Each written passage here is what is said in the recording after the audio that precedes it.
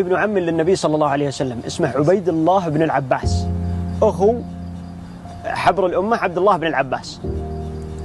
كان طالع في يوم من الأيام من المدينة المنورة متوجه للشام، حيث ملك العرب في زمانه وخليفة المسلمين معاوية بن أبي سفيان، وكان معه أحد عماله. وهم في الطريق نزل بهم مطر شديد، ما استطاعوا أنهم يكملون طريقهم، فرأوا نويرة نار صغيرة. ثم قال: أنت يا عبيد الله لعامله اللي معه فلنتوجه إلى النويرة. راحوا صوبها فحصلوا عندها خيمة في أرض لحالها، خيمة متهالكة، واضحا على أهل المحل أنهم يعانون من الفقر الشديد. وإذا بشيخ كبير في سنه يخرج من هذه الخيمة يرحب بالرياجيل: أرحبوا يا رجال. قالوا: صلت. أقلط الله يحييكم، ويقلطون الرياجيل ويجلسون في الخامة. ها ما بين قسم الرياجيل وقسم النسوان إلا رواق، الصوت مسموع.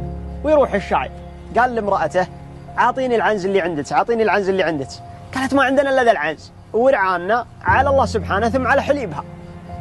قال: والله لأقتلن هذه العنز لضيفي، فإن أحد ضيوفي إن لم يكن من آل المرار فهو من آل هاشم.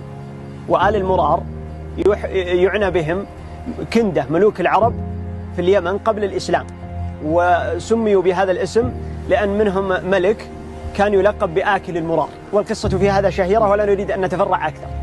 أما آل هاشم فهم بني هاشم من قريش قوم النبي صلى الله عليه وسلم. قال إن الرجل هذا ضيفي أحد القبيلتين ذي، ولذلك أنا مكرمه ومتعنزا على الله سبحانه.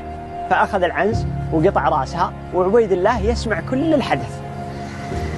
عشر الرجال ضيوفه وامسوا عنده، ويا مصبح الصبح يا والله إن الوديان تسيل، ولا والله إن السحاب طال عمرك قد راح، ولا جو يحبه قلبك، ويفطرون ويستانسون ويسرحون. قبل يسرحون قال عبيد الله بن العباس للعامل الذي معه: أعطه جميع الأموال التي معك.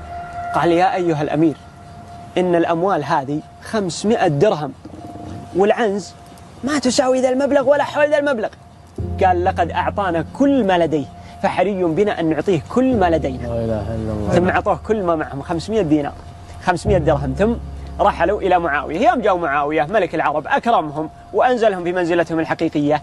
ثم عادوا، يوم رجعوا قال: من ربنا على الشايب أشوفوا شعلومه، وهم مزبلين عليه بينهم وبينه مثل الجبل. يا والله أن دخنت الضوء تقول مثل ذا الحين، ويفحقون الجبل ويجونه. لا والله أن الضوء كانها ثوبنا معلق، ولا الرمادة سبيلة، ولا البيت مكبر، ولا الشرحة الخاطر، ولا العلوم اللي تنومس. وهو يجيه ويعرفه الشايب. قال: أرحب ترحيب تكسيك وتغطيك يا بيض الوجه، ويكرمه ويجلس هو وياه يتقهون. قال الشايب: أنا تمثلت لي بأبيات على أني ما أدري بشايفك، لكن جابك الله وأنا بعلمك بالأبيات.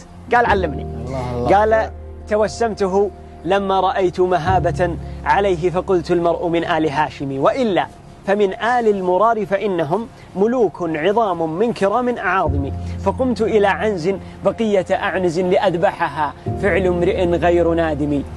فعوضني عنها غنايا، ولم تكن تساوي عنزي غير 5 دراهم. فقلت لأهلي في الخلاء وصبيتي: أحقا أرى أم تلك أحلام نائم؟ فضحك عبيد الله بن العباس، ثم قال: أعطى 500 درهم مثل ما أعطيناه سابقا. الناس للناس ما دام الوفاء بهم، والعسر واليسر ساعات وأوقات، وأكرم الناس ما بين الورى رجل تقضى على يده للناس حاجات. واذكر فضيلة صنع الله إذ جعلت إليك لا لك عند الناس حاجات.